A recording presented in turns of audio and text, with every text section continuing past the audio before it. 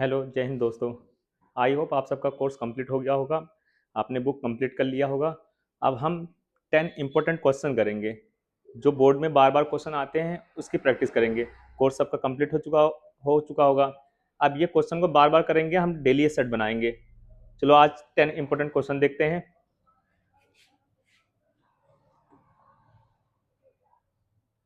10 important question for board exam के लिए।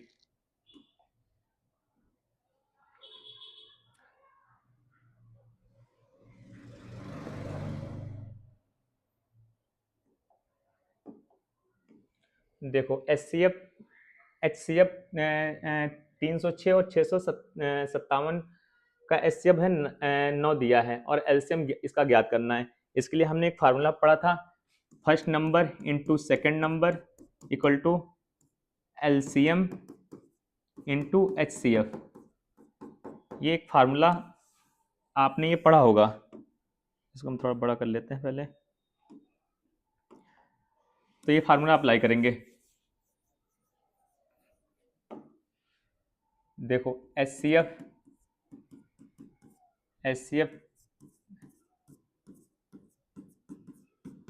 9 दे रखा है और हमें हमें इसका एलसीएम पूछ रहा है।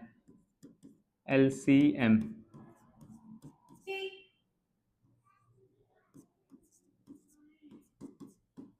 Question mark. देखना, since first number into second number equal to LCM into HCF, ये आपने पढ़ा होगा। फर्स्ट नंबर क्या है? फर्स्ट नंबर हमारा 306 है, सेकंड नंबर हमारा 657 है और हमें एलसीएम निकालना है। एलसीएम हमें पता नहीं और एचसीएफ हमारा 9 दे रखा है। इसको एलसीएम निकालने के लिए देखो, LCM equal to 306 into 657 upon 9। इसे सॉल्व कर लेते हैं। ये 3 से कटेगा। सबसे पहले देखना, 3 1 जा 3, 0 3 2 जा 6, 3 3 जा 9। देखना फिर से 3 से कट कर देते हैं। 3 3 जा 9, बचा 1, 3 4 जा 12 और 3 70। मल्टीप्लाई करते हैं, इसका मल्टीप्लाई ये एलसीएम मल्टीप्लाई कर लेते हैं। 4 3 12, हासिल लगा 1, 5 चौको 20, 1 21, हासिल लगा 2, 6 चौको 24, 25 26, 7 21 का 1, हासिल लगा 2, 5 15, 16 17, हासिल लगा 1, 6 दिन बाद 6 18, 1 19। इसे जोड़ लेते हैं, 2 2, 6 दिन बाद 13 का 3, हासिल लगा 1, 11 1 12 का 2, हासिल लगा 1 2। तो एलसीएम इसका 2 2 3 2 2, ये एलसीएम हुआ। First question.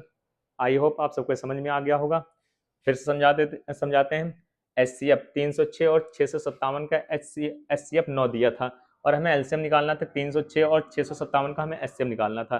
तब देखो फार्मूला होता है, हमने फार्मूला पढ़ा होगा, पहली संख्या गुणे दूसरी संख्या equal to LCM into HCF.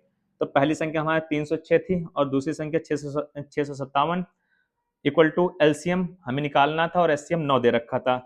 Cross multiply कर दिया, एलसीएम यहाँ ले आया और 306 इंटू 657 9 अपॉन में आ गया। कट कर दिया, ये आया, मल्टीप्लाई कर दिया, ये आ गया। समझ में आ गया। अगला क्वेश्चन देखते हैं।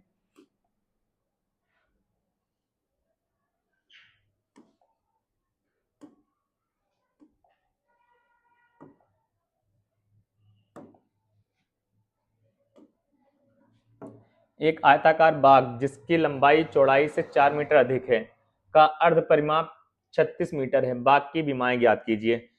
एक बाग आयताकार है। आयताकार बाग कैसा होता है? एक आयत के आकार का होता है, ऐसा आयताकार बाग है।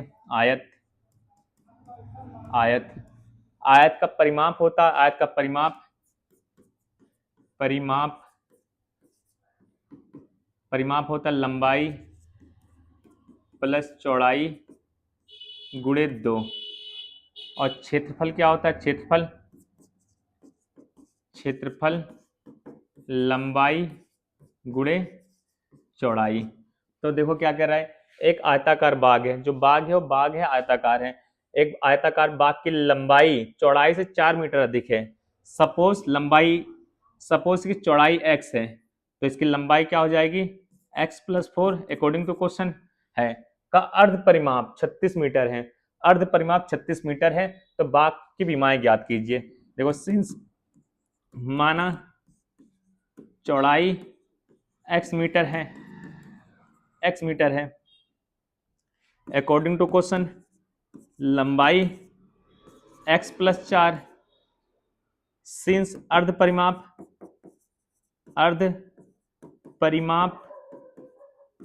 कितना दे रखा है 36, और परिमाप कितना होता है लंबाई प्लस चौड़ाई गुणे 2, 36, ये तो परिमाप, लेकिन अर्ध परिमाप अपॉन में 2 से 2 कैंसिल, तो हमारा लंबाई कितना है, लंबाई x+4 और चौड़ाई कितनी है x है इक्वल टू 36, 2x 36, इस साइड चलेगा माइनस का 4, 2x ये हो गया 32, तो x अपॉन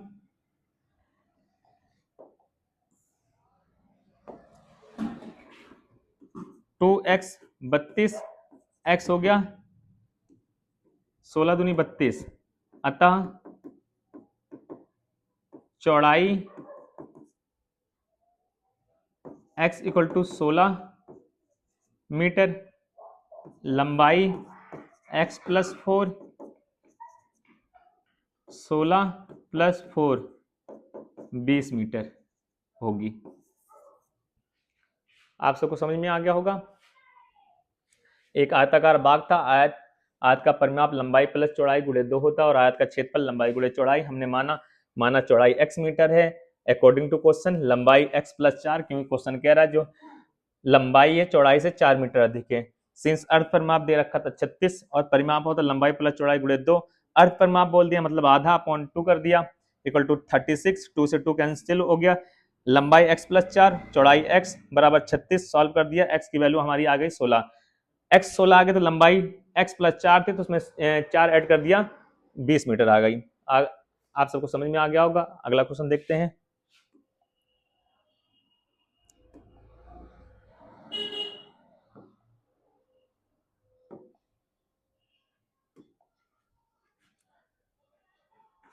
क्वेश्चन दे रहा है रैखिक समीकरण युग्म को प्रतिस्थापन विधि से हल कीजिए।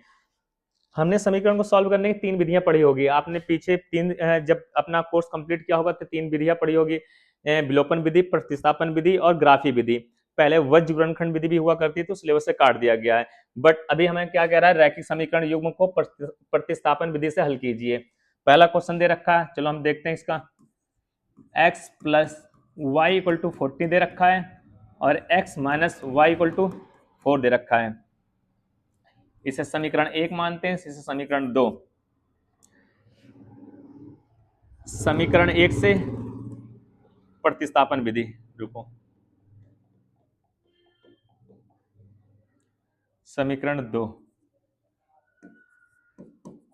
प्रतिस्थापन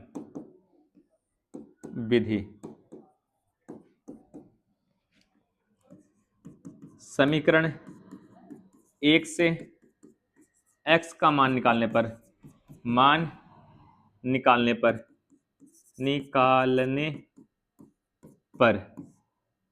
समीकरण x क्या है, समीकरण 1 क्या है x+1 और सॉरी x + y = 14, x का मान जब निकाला तो ये 14 इस साइड में आके माइनस का y हो गया, x का मान आ गया, x का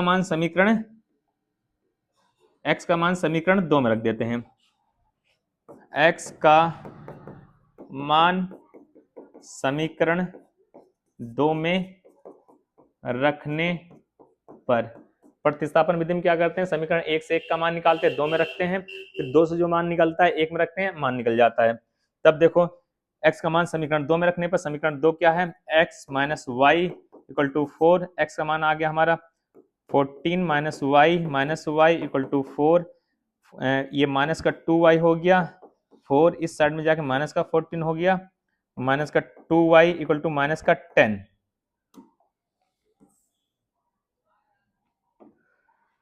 तो y equal to minus minus cancel, y equal to 2 5 जा 10, तो y का मान क्या आ गया हमारा,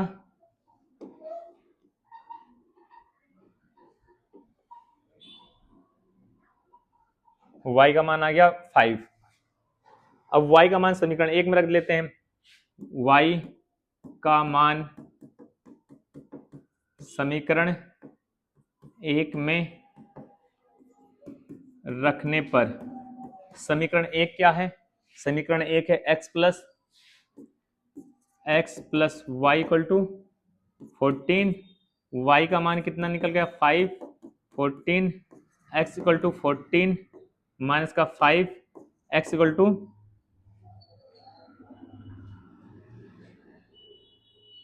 9।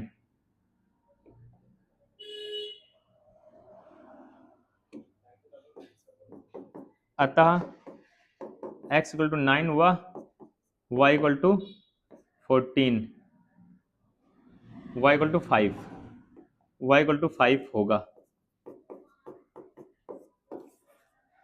आई होप समझ में आ गया होगा। इसी तरह अभी दूसरा क्वेश्चन भी है, उसको भी हम सॉल्व करेंगे। थर्ड क्वेश्चन भी है, 2 क्वेश्चन है। अगला क्वेश्चन देखते हैं, आपको समझ में आ गया होगा। नेक्स्ट आगे बढ़ते हैं, आगे बढ़े, इसे मैं रफ कर दे रहा हूँ, फिर करते हैं। इसे आप पॉज करके वीडियो को इसे देख सकते हो।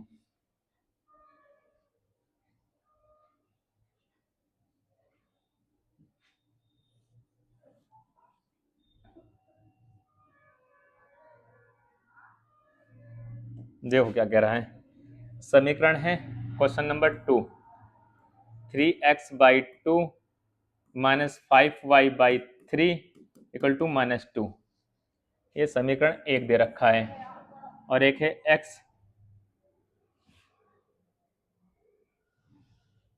x/3 plus y/2 equal to 13/6, समीकरण 2। देखो इस क्वेश्चन को देखते हैं, थोड़ा सा एक क्वेश्चन बढ़िया क्वेश्चन है। सबसे पहले क्वेश्चन को हम सरल कर लेते हैं। देखो समीकरण 1 को सरल करने पर, समीकरण 1 को सरल करने पर, सरल करने पर समीकरण 1 को सरल कर लेते हैं। 3x प्लस का 2 माइनस का 5y/3 माइनस 2, सरल का क्रॉस मल्टीप्लाई करें, 3x माइनस का 5 2 जा 10y, 3 2 जा 6 इक्वल टू माइनस का 2, 9x माइनस का 10y क्रॉस मल्टीप्लाई हो गया, 6 दूनी 12, समीकरण 3।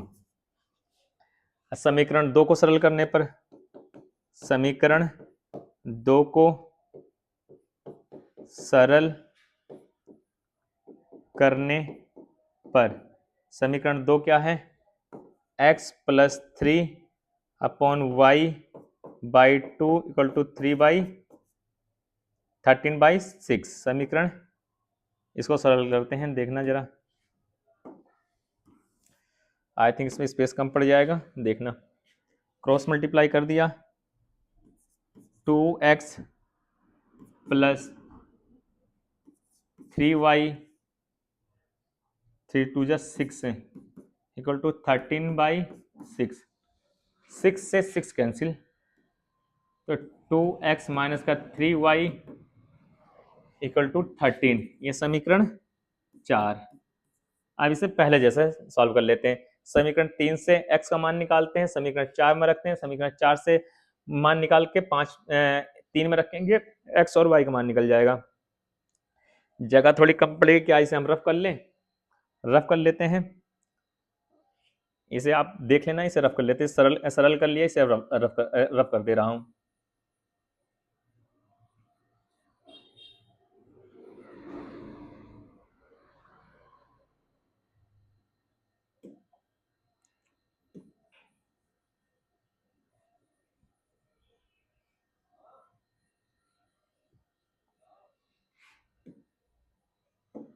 देखो समीकरण 3 क्या है, 9x माइनस का 10y माइनस का 12, समीकरण 3। समीकरण 4 क्या है, 2x माइनस का 3y 13, समीकरण 4। अब सारा मिटा लेते हैं और अब कर लेंगे। अब क्या करते हैं, समीकरण 3 से x का मान निकाल के समीकरण 4 में रखते हैं, समीकरण 4 से मान निकाल के 3 में रखेंगे, दोनों का मान निकल जाएगा। देखना, समीकरण 3 से x का मान निकालने पर, मान निकालने पर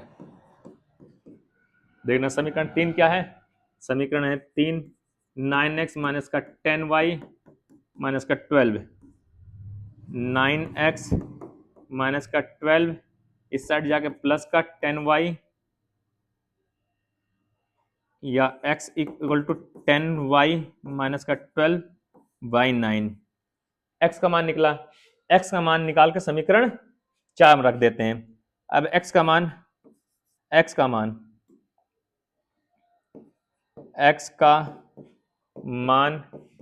समीकरण 4 में रखने पर देखना, समीकरण 4 क्या है, समीकरण 4 है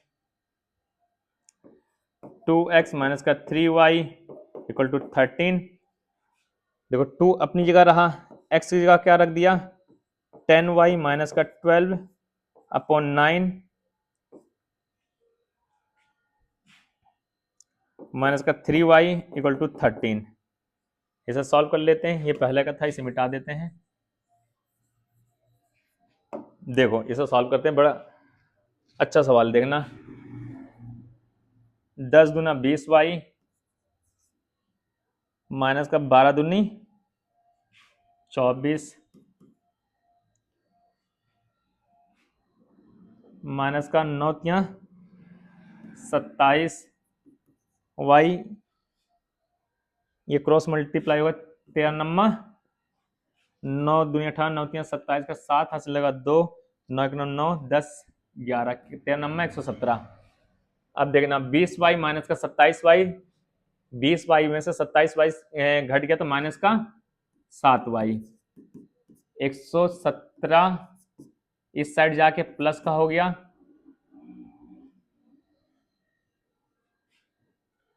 24 माइनस का 7y